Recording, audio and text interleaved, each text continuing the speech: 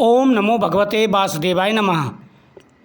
सत्य सनातन धर्म YouTube channel पर आप सभी का स्वागत है। कार्तिक मास की धनेश्वर की कथा। भगवान श्री कृष्ण बोले, उज्जैन नगरी में एक धनेश्वर ब्राह्मण रहता था। वह अपने कर्मों को नहीं करता था, पापी और दुष्ट बुद्धि का था। वह रस कंबल चमड़े का व्यापार करता और झूठ बोलता, चोरी, वेश्यागमन, सुरापान आदि करता था और इसी से वह दुखी रहता था। एक बार क्रय विक्रय का कार्य करता हुआ वह धनेश्वर कवि महिष की बरसाई महिषपति नगरी में पहुंचा। महिषमती पूरी नगरी में पहुंचकर पवित्र नर्मदा नदी जिसकी परखा थी, वहां धनेश्वर ने कार्तिक स्नान करने वालों को देखा और 1 महीना वहीं पर निवास किया। माल बेचने के लिए नर्मदा के किनारे घूमते हुए उसने स्नान करके जप और पूजन में लगे हुए ब्राह्मणों को देखा। कोई पुराण पढ़ रहे थे, कोई सुन रहे थे, नित्य गान तथा भजन कीर्तन विष्णु कथा सुनने में मस्त थे। विष्णु की मुद्रा में अंकित तुलसी माला पहने ऐसा उसने वहाँ पर घूमते हुए देखा।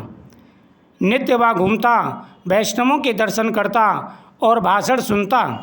उसे विष्णु के नाम का बोध हुआ। इस प्रकार महीने भर ठहरकर उसने कार्तिक के उद्यापन की विधि को भक्ति पूर्वक भगवान के जागरण के साथ देखा। पूर्णमासी के दिन ब्राह्मण गौ इनका पूजन, कार्तिक स्नान किए मनुष्यों को दिए गए भोजन दक्षिणा को देखा।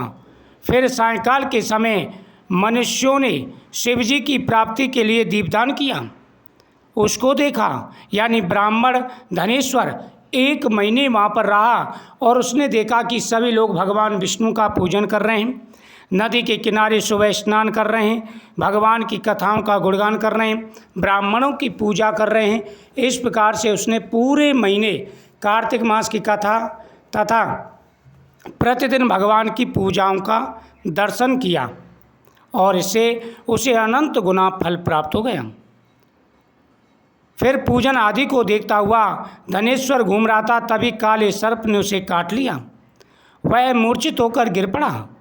भक्तों ने उसे गिरा देखा, उसके चारों ओर इकट्ठा हो गए। तुलसी मिला जल उसके मुख में डाला। यम के दूत उस मरे हुए को बांधकर कोड़ों से मारते हुए यमराज की सैमनीपुरी को ले गए। चित्रगुप्त ने उसके सब दुष्कर्म यमराज से कहा। चित्रगुप्त बोले, इसने अपने जीवन में कोई सुकर्म नहीं किया जो कहा जा सके। हे महाराज, यह दुष्ट पापी तथा महादुराचारी था। यह दुष्ट पाप मूर्ति समान है, इसलिए यह नरक में रहना चाहिए। यह सुनकर यमराज अग्नि समान रूप दिखाता हुआ अपने दूतों को क्रोध से आज्ञा दी, हे दूतों, इसे प्रेत पतियों को इसको मुदगरों से मारते मारते कुंभी पाक नरक में डाल दूं। उसके डालने से अग्नि शीतल हो गई, जैसे प्रहलाद को डालने से अग्नि शीतल हो गई थी। तब प्रेत पति ने विस्मय युक्त हो वह सब वृतांत यमराज से कहा। महाराज, आपने उस धनेश्वर को नरक में डालने की आज्ञा दी, लेकिन जैसे ही हमने कुंभी पाक नरक में उसको डाला तो वह अग्नि स्वतः ही शांत हो गई। यह सुनकर के तो यमराज विस्मय में पड़ गए। यमराज प्रेतपति की बात सुनकर आश्चर्यचकित हो गए। उनको बुलाकर विचार करने लगे। आश्चर्यचकित होकर के उन्होंने पूछा कि ऐसा कैसे हुआ। तभी माँ नारद जी पहुँच गए। यमराज ने उनका पूजन किया। उस धनेश्वर को देखकर नारद जी बोले, हे यमराज, यह नरक भोगने योग्य नहीं है, क्योंकि इसने अंतिम समय में नरकों को दूर करने वाला कर्म किया है। इस धनेश्वर ने अनगिनत कार्तिक व्रतों का संसर्ग किया है, इससे इसमें पुण्य का छठा अंश है। श्री कृष्ण बोले। यह कहकर जब नारद जी चले गए, तब उसके पुण्य मार्जन होने पर यमदूत ने दूत के द्वारा उस धनेश्वर को सब नरक दिखाने के लिए कहा। श्री कृष्ण बोले। फिर यम की आज्ञा मानकर प्रेत ने धनेश्वर को नरक दिखाई और बोले, हे धनेश्वर, इस भयंकर घोर नरकों को देखो। जहाँ पापी मनुष्यों को यमदूतों द्वारा सताया जाता है। यह भीषण तप्त बालुक नरक है, जिसमें शरीर जले पापी लोग चिल्ला रहे हैं।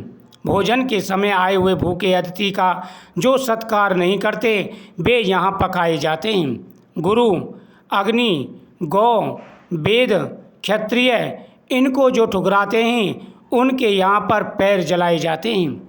अब 42 प्रकार के रौद्र नाम के नरकों को देखो। इच्छा रहित पाप किए जाते हैं, वह सूखा, और इच्छापूर्वक पाप किए जाएं उसे गीला कहते हैं। गीले और सूखे 2 भेद पापों के होते हैं। नरकों के 84 भेद हैं। अप्रकीर्ण, प्राक्तम, मालिनीकरण, जाति, भ्रंशकर और उपपातक, अति पाप, महापाप, ये 7 प्रकार के महापाप कहे गए हैं। हे धनेश्वर, इनके उपरांत पापी 7 नरकों में पकाए जाते हैं। किंतु कार्तिक व्रत करने वाले पुरुषों से जो तुम्हारा संसर्ग हुआ, उनके पुण्य के प्रभाव से तुम्हारे सब पाप दूर हो गए। हे धनेश्वर, अब तुम निष्पाप हो गए। यदि तुम कार्तिक मास में व्रत करने वालों को, भगवान की पूजा करने वालों को और कथा करने वालों को नहीं देखते, तो तुम्हें इन्हीं नरकों में भेजा जाता। लेकिन अब तुम्हारे सारे पाप दूर हो गए।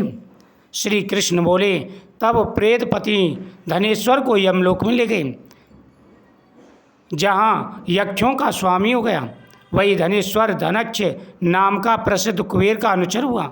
उसके नाम से विश्वामित्र ने अयोध्या में एक तीर्थ बनवा दिया था। ऐसे प्रभाव वाला कार्तिक का व्रत भक्ति और मुक्ति को देने वाला है।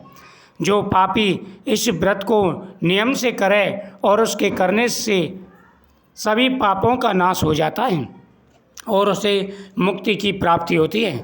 तभी तो कार्तिक मास की महिमा का अनंत गुना फल कहा गया है। जो व्यक्ति कार्तिक के महीने में भगवान की कथाओं का श्रवण करते हैं, उनके सारे पापों का नाश हो जाता है। सभी को कार्तिक के महीने में प्रतिदिन कथाओं का श्रवण करना चाहिए तथा भगवान के मंत्रों का जाप करना चाहिए और अनुष्ठान करना चाहिए। जो भी पूरे नियम के साथ में भगवान के मंत्रों का जाप करते हैं, दान पुण्य करते हैं, उनके ऊपर भगवान की कृपा हमेशा बनी रहती है और वह धन्य धान से संपन्न होकर अंत में बैकुंठ धाम को जाते हैं। ओम नमो भगवते वासुदेवाय नमः, ओम नमो नारायणाय नमः आदि मंत्रों का जाप करें, तुलसी पूजन करें, हर मनोकामना पूरी हो जाती है। जय श्री कृष्ण।